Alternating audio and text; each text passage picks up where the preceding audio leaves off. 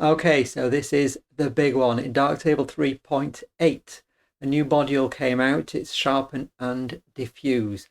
I have had a lot of time and a lot of difficulties understanding this.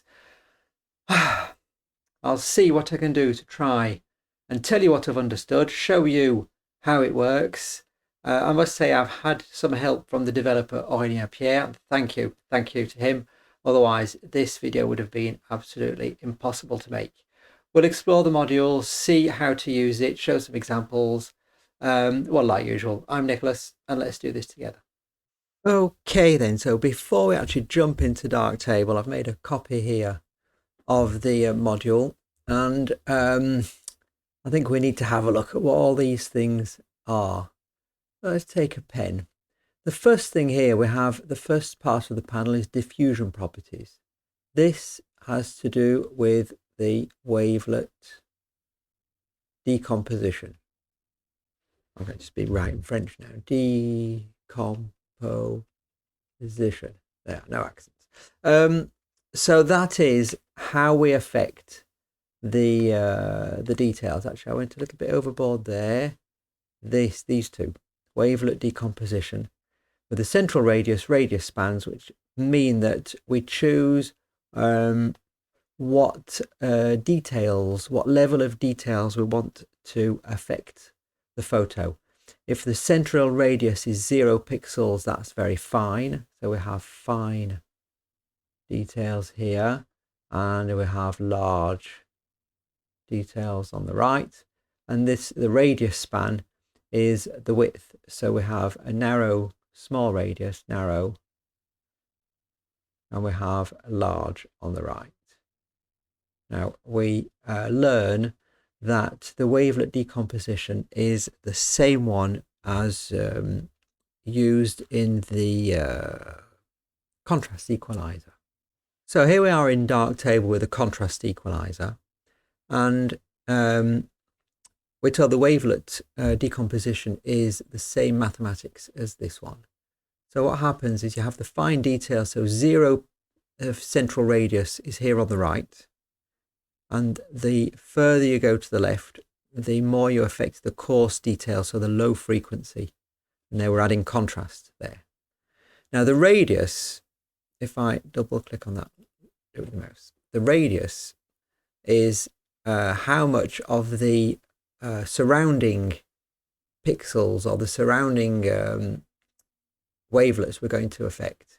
So if I have a large radius, then I'm going to add a lot of contrast to this central radius I chose. It will also affect other radii that are smaller and larger.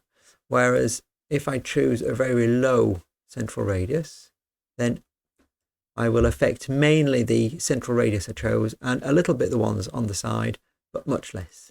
Now, what do these wavelets actually look like? Well, we can go into the retouch module here. I was already really sorry, there we are. So we can have a wavelet decomposition. And if I choose the first wavelet here, is a wavelet of very fine detail. So this might be for 0 or 1 pixel radius. And there I have a radius, a central radius, which is a bit larger. And the further you go, then you can see that I'm affecting coarser and coarser details. So that is kind of a visualization of what the wavelets look like.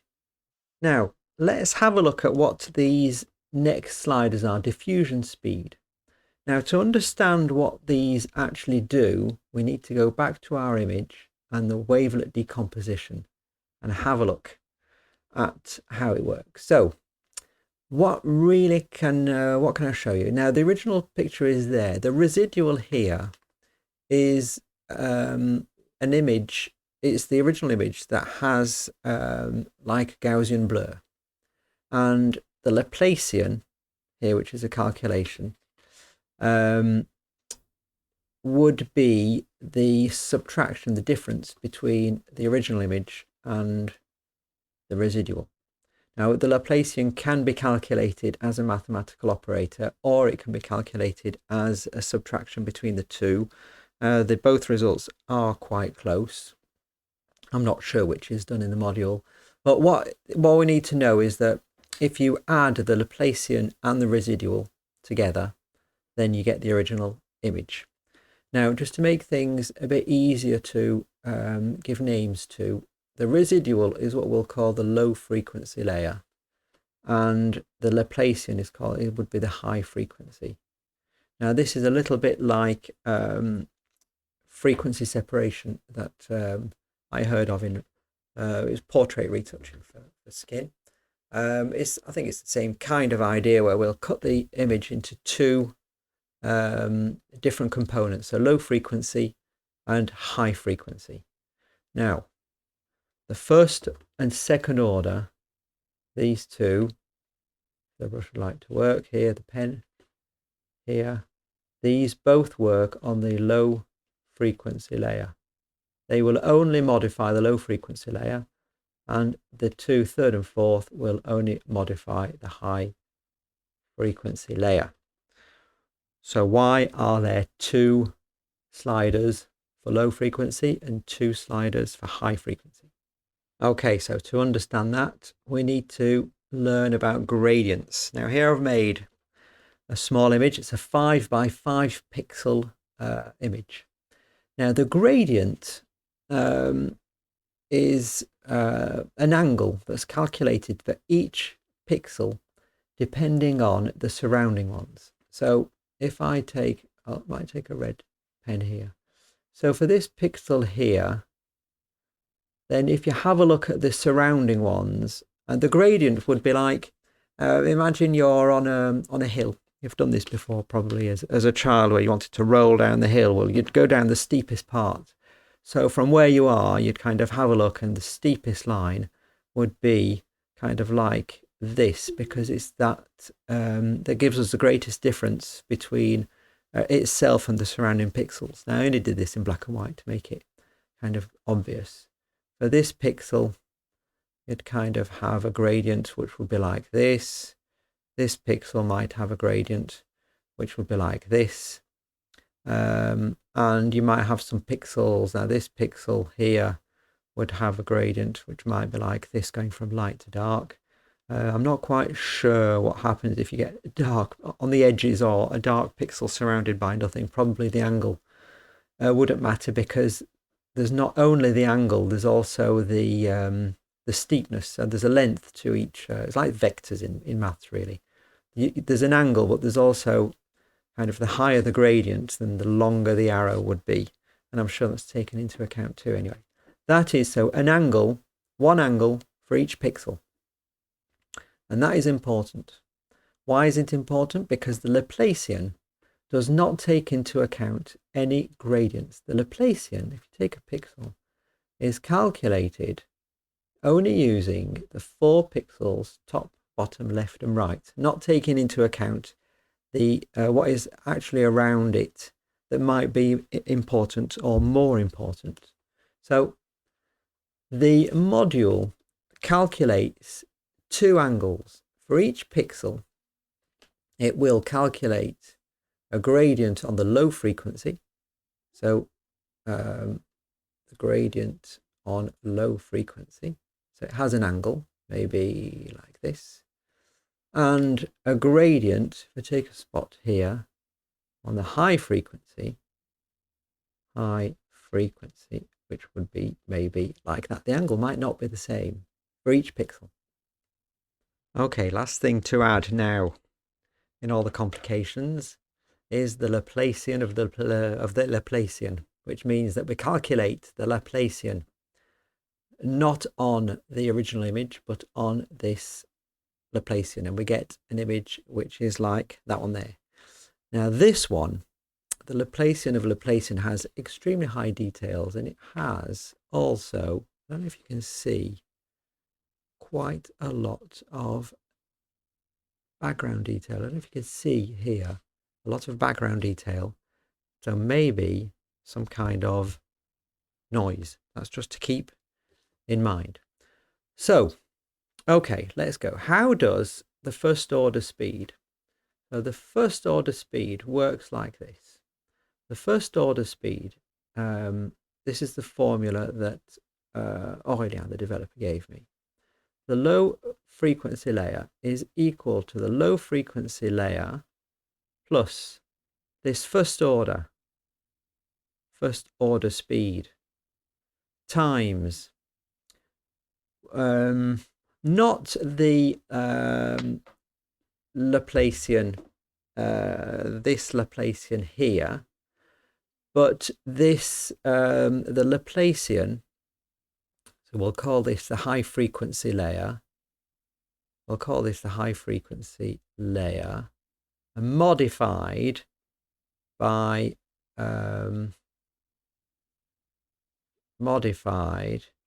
the gradient of the low frequency layer, and plus, yes I know, plus the second order speed times the high frequency modified by the gradient of high frequency. Phew. So we're actually taking this layer here, this layer up here, and we're adding to it two modified versions of this Laplacian, one modified to follow the gradients of this residual, and the second one which is modified, rotated if you like, for each pixel by the gradient of the high frequency. There we are. Interesting. Now, the second one, this high frequency layer, so that's the first one. The second one, the high frequency save system, is you take the previous high frequency equals, so this high frequency layer is this one we're modifying now, so we take the third order speed, which is the number you type in here. First, second, third, fourth are the numbers you type into these into the module, times. So this is the Laplacian of the Laplacian. What we're adding to it is the Laplacian of the Laplacian. So the extra high frequency, if you like. We'll call this L2. I'll call this L2 because it's the Laplacian of the Laplacian squared, if you like. This is the Laplacian 2, which is modified or rotated by the gradient of the high frequency, plus the fourth speed times L2 modified by the gradient, I got it wrong, didn't I, of high frequency. The top one was low frequency.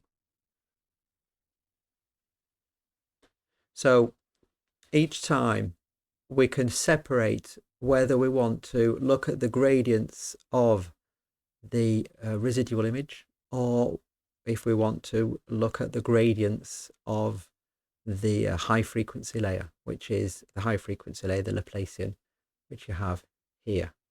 And the same thing goes on here, which explains why if we sharpen this image, then we might have some noise appearing, whereas this Laplacian is quite noise free. So if we add detail, we're only adding this high frequency layer, so we are quite assured not to add any noise to the image. Okay, so if I haven't lost you yet, good. We need to talk about gradients again. So if you have a single pixel, here and you have its gradient, and you want to blur, you want to diffuse along the gradient, then you might have kind of some grey here, the black leaking out into the white and the white kind of into the grey. And if you want to diffuse the other way, in a perpendicular line to this. This is what we'd call the isophote. Isophote and gradient.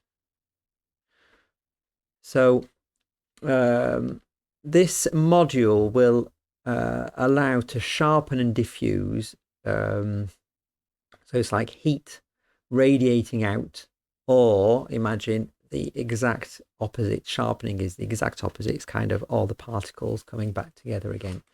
But you can imagine that if you have a leak kind of along the isophotes, you can imagine that you might get something looking a bit sharper if you follow the isophotes rather than kind of leaking out towards the gradients. So that is something to have in mind. So let's have a look. Oops, sorry. Let's have a look. If let's get the red pen. What happens then in the diffusion speed? The first, well, what you need to know is that if you go to the right, you're going to diffuse. So it's heat leaking out. And if you go the other way, you're actually going back in time, let's say, and doing things negatively. You're diffusing negatively, so you're sharpening. Now, the speeds, these cursors underneath, the diffusion directionality, actually go together. So this first cursor here will only affect what you did if you modified the first order speed. If you go to the module and you just modify these, leaving these at 0, then nothing will happen. So the first order anisotropy, I don't know how to say that word. So we'll say the isotrope, anisotropy, tropy. Anyway, they go together. These two go together. And so the second orders go together. This second order, wrong pen. All right. The second order go together, the third order go together, etc., etc. They are actually in pairs. So you set the speed first, and then you modify the diffusion directionality after. Now, what does the diffusion directionality do? It actually modifies how the gradient is used. Because the gradient is calculated first for these. I said it's modified by the gradient. This is just this map here, this high frequency layer, which is, or this one, which is rotated pixel by pixel to follow the gradient. But when you diffuse or when you sharpen, you're actually sharpening in all directions equally if you leave this at 0. If you want to follow the gradient more, you need to put a negative value to these 4. You're following the gradients. So you're actually leaking out from in the direction of the steepest slope, if you like.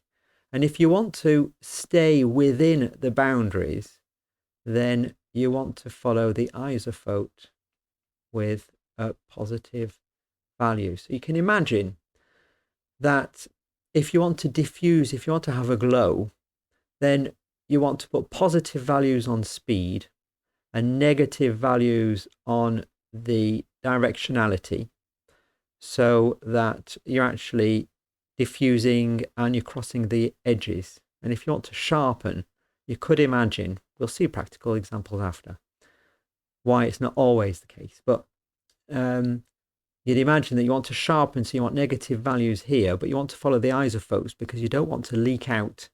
You don't want to leak out of the edges. We'll talk about edge management and the diffusion spatiality on practical examples, because I think that is enough theory for the moment. Okay, then let's start using this module. So something that is absolutely essential is the list, right? The list of presets we have here, which give us a good starting point. And for the moment, I haven't got into trying inventing my own. I actually use the ones that are given to me, and I make some modifications that I can show you. Let's start then in the list with the fast sharpness. This it says fast sharpness because there's only one iteration, so it's actually quite quick to use. It will do something more or less the same as if you were using the contrast equalizer. That's a strange bump. Something like that's a bit hard, but something like that. A little bit similar. I'll show you some differences in the next photo. So fast sharpening, what does it do? Let's have a look at all the sliders just to see if we understand what is going on. So iterations 1, it only runs once. Then the central radius is 0, which means we're taking the very fine details, and the radius span is 128, so we'll go from 0 to 128, giving the most importance to the central radius, which is 0. So quite a wide radius span. In the diffusions, we are only using the third order speed, which works on the high frequencies guided by the low frequencies. So they're the layers where we find the details. So I'll remind you again, if you want to do it quickly, you have details, noise, 1, 2, 3, 4. The first two modify the low frequency, the residual image, and the third and fourth will modify the high frequency, so the Laplacian of the image. So we are sharpening, because it's on the left, the high frequency guided by the residual, and we are using the isophote. So that is the gradient is guided by the isophote. Well, the diffusion is guided by the isophote, quite strongly actually, so that we can stay within the detected edges. Okay, so that's fast. We can use that anytime. We're like, well, why wouldn't we use this all the time? It's because if I want to make it stronger, let's say we go to 28.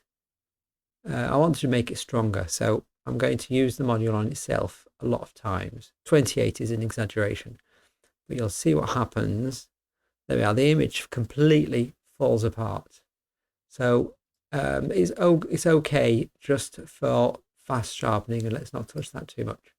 If I go to, let's do lens deblur, which is hard, then you'll see that it's a little bit more complicated. First of all, the central radius is the same, but the radius span is 0. So we're actually working on a smaller level of details.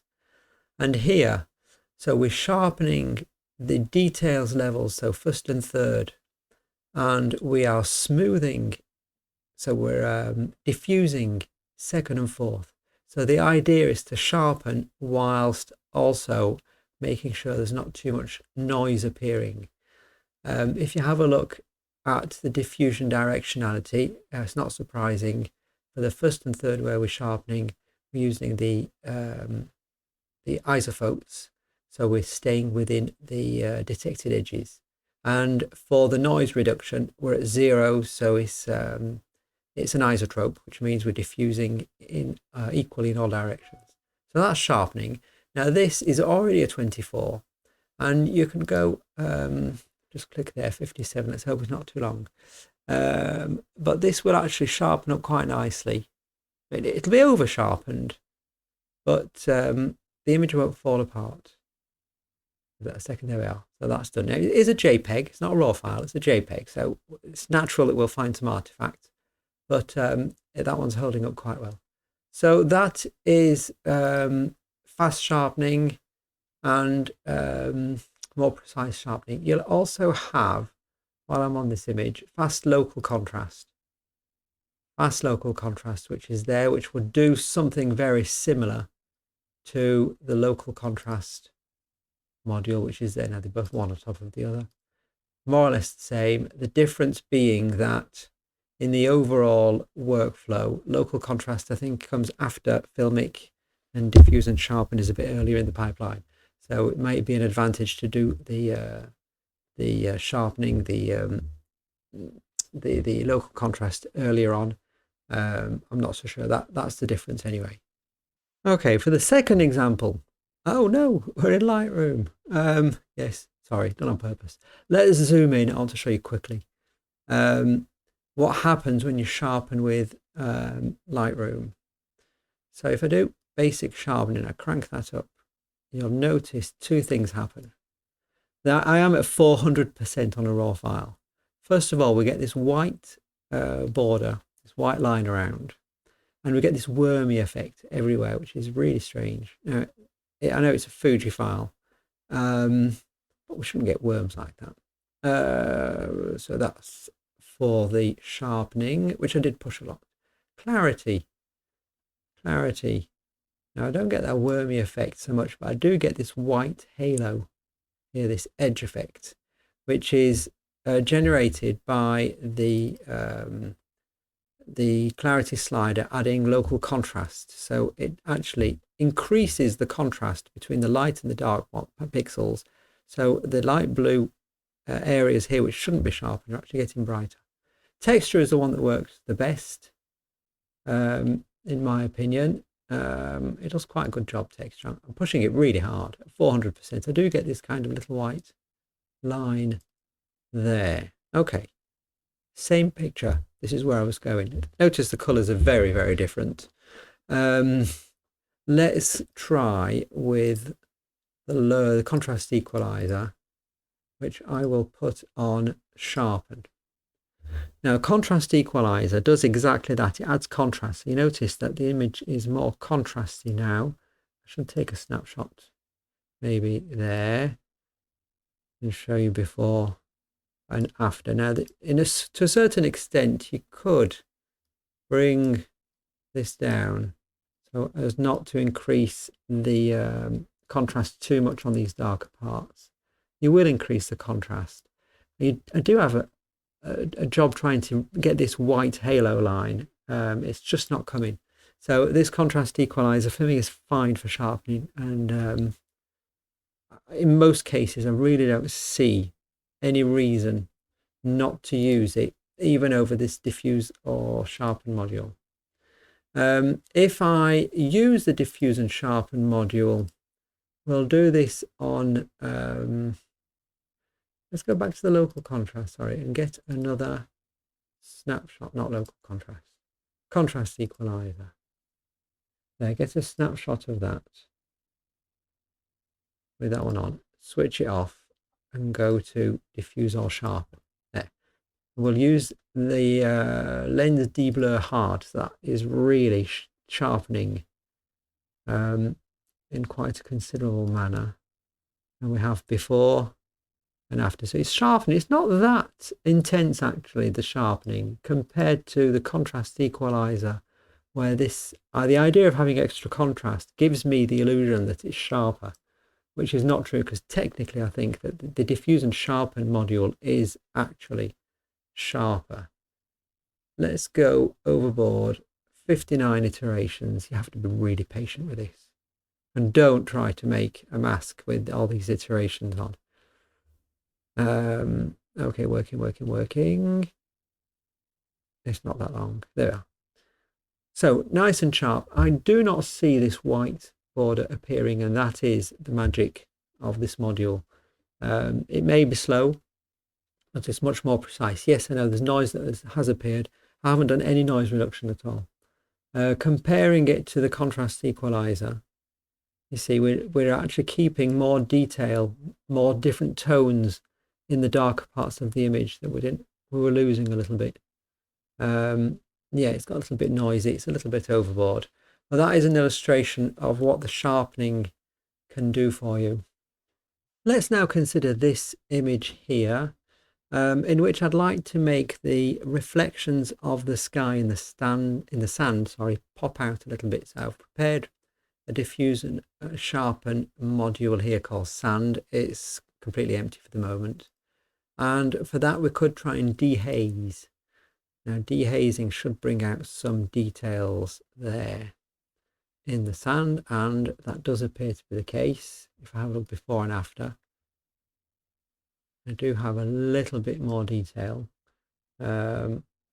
I'm not actually sure that that snapshot was taken without anything. I'll just do it again. So before on the left and after on the right. And you can see here I get some lines back, some details of the water, not so much of the clouds. So how can I try and accentuate this module and make it a little bit more powerful? Well, the first thing you'd think of is the iterations. If I go from 10 to 20, I should get something a little bit more powerful. I'd like to show you another method. The second idea would be to have a larger radius span, but that is already at 512. So I'm actually going from the finest details, which have the maximum weight in the module, to the largest details, down to 0, decreasing along that radius span. Let's have a look at the edge management here.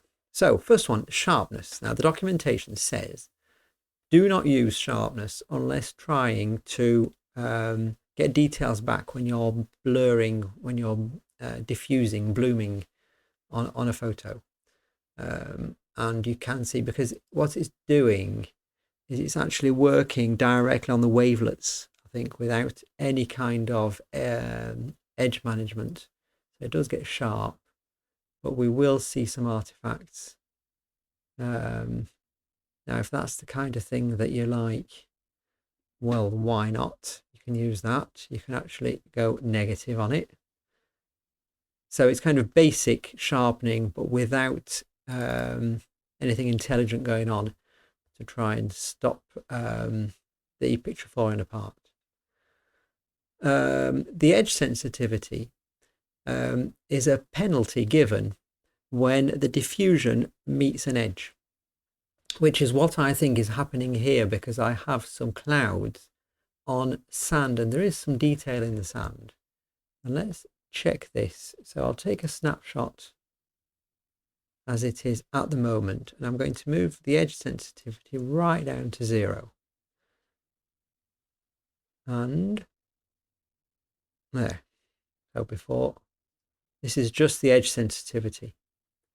Now, the module works in RGB, so it will also saturate the colors. It's not color neutral. So it gives a boost as well in the colors.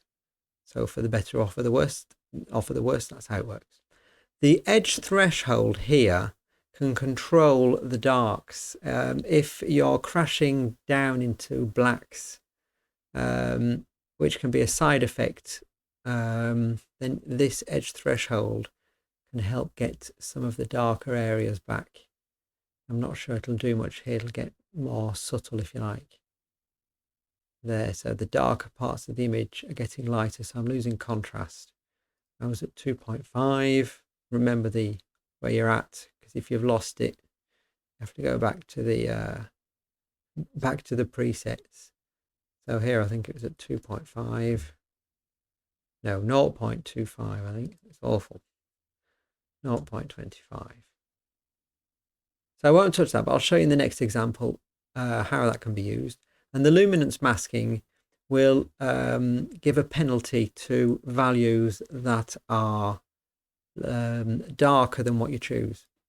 So if I put it 118, then essentially nothing will happen except in the very top highlights here, and I've got some artifacts appearing, and that we will use.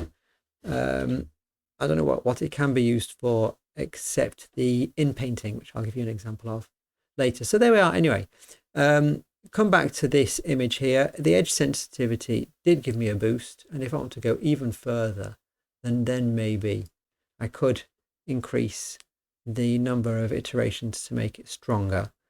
I'd also have to mask out. I only want it to happen on the sand. It's going to happen on the whole of the image. Just wait for that to finish. Come on, it is slow. I have a fast computer. There.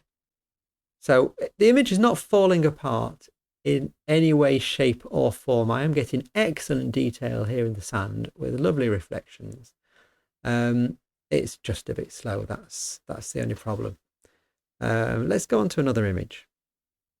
So this image here is, I think it's the first example actually when the diffuse and sharpen module came out. I think it was the first example I used in a video of this module. I think I just put on the bloom preset and basically that was done. And I still think it looks beautiful. Let's take a snapshot. Get rid of previous ones. Snapshot before and after.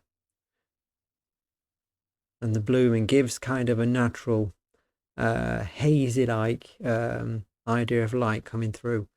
What I can do, what I did first actually, was to get a parametric mask and only apply this to the lights in the image. It's a bit far there. Only to the lighter parts of the image. I'm in the wrong channel. Let's go on JZ. I have a bit more leeway here. Okay, so I'd do it there. I'd only apply it. So the tree trunks, the darker tree trunks, would keep some kind of definition.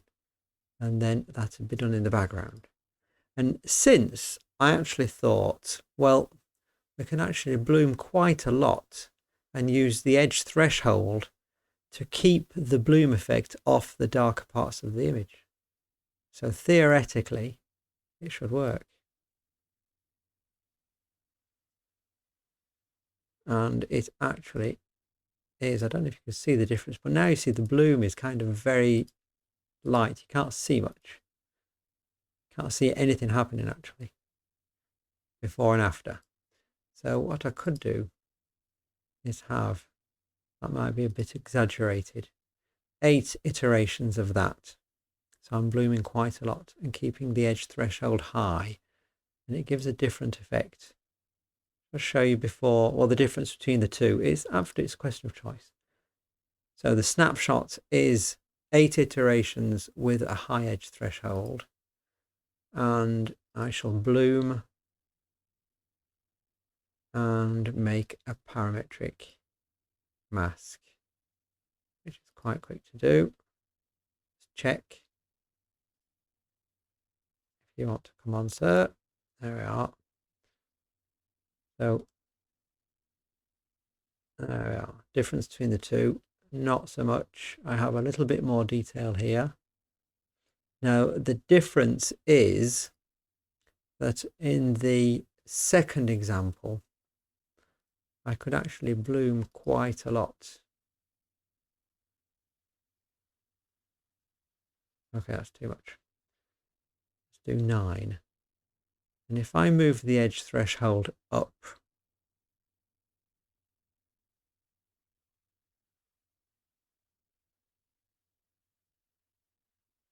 then I can get kind of, I don't know, the difference is subtle between the two. I kind of get a hazier look round. In the lights, it's about the same. I get a hazier look. I get the impression of a hazier look in the medium parts, the medium luminance zones of the photo. And here we could get a little bit of sharpness back if we want in the higher zones. I don't want to move that too much. I want to move it enough so you can see the sharpness coming back a little bit here, especially in the highlights. Something to explore anyway. But that is how I would use the edge management. I don't touch so much the diffusion speeds. You see, once they're set, here all the diffusions are set to diffuse, and we are diffusing in all directions equally. It's isotrope, so there's nothing on the directionality. There's no edge sensitivity. We could put one, but then that would reduce the blooming. The whole point of blooming is that it should be a diffusion, diffuse kind of spatially. Okay, let's see an example of inpainting then. Now I had a bit of a job finding a photo that could illustrate the light in painting decently. Finally landed on this one, which is a highly overexposed photo. If you're looking at the flames there, it's oil burning in garden terracotta pots, and I exposed to get some details in the shadows, and obviously, well, the flames went way out. I have done a bit of, I clipped the highlights, did some highlight reconstruction, a little bit in Filmic, but not too much so I'd lose the details. The problem is, when you do that, you can always blow out these highlights with Filmic, is that you get these straight lines here, which don't look natural at all. And those are the ones that we could maybe try and inpaint with the diffuse and sharpen. Now, the idea of inpainting, we have a preset, inpaint highlights. 32 iterations, we are diffusing the 4th order speed. So that is the high frequency guided by the gradient of the high frequency. And we are trying to stay we're following the isophotes. That's what we're given. Now, the luminance masking threshold is 141 here, which is what makes the whole photo, it doesn't go blurry, you see. It's only actually touching these highlights. Now, what we get when we view the image completely is not exactly what we see when we zoom in. But if you export the image, you will get what you see at 100%. So let's do a before and after. And it's already not so bad. It looks a bit grainy, maybe, but we have definitely lost the hard edges. And I think that may be the most important thing. You can play a little bit on the luminosity threshold to make the diffusion go out a little bit further into the darker parts of the flame, maybe. And if it's too grainy, then bump the number of iterations up and the grains will get smaller and smaller, blurrier and blurrier. It's actually quite fast considering that I'm doing 65 iterations, and that flame actually looks much better in my opinion. Anyway, after with the diffuse module. Now, I'll show you what I meant. Is that when I go back to the full screen, it looks dreadful. Promise you, on export, it's fine.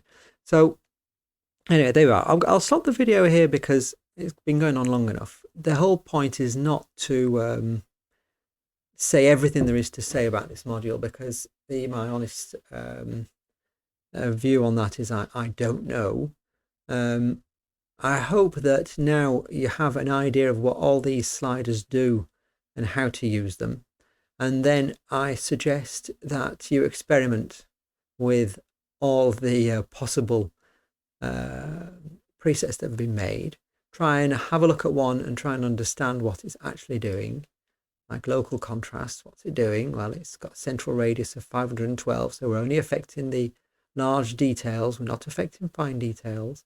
And down to 384, so we're kind of staying in the high pixel area, and we are sharpening, and we're following the gradients, so that means we're kind of going outwards across the lines. You have a look at those, try and understand what they are, play around with them, and if you manage to do that, then this video will have been useful. And I'm going to say for one last time, I hope I haven't made too many errors in the theoretical part on this diffuse and sharpen module. Okay, well, I'll see you all later in another video then. Bye bye.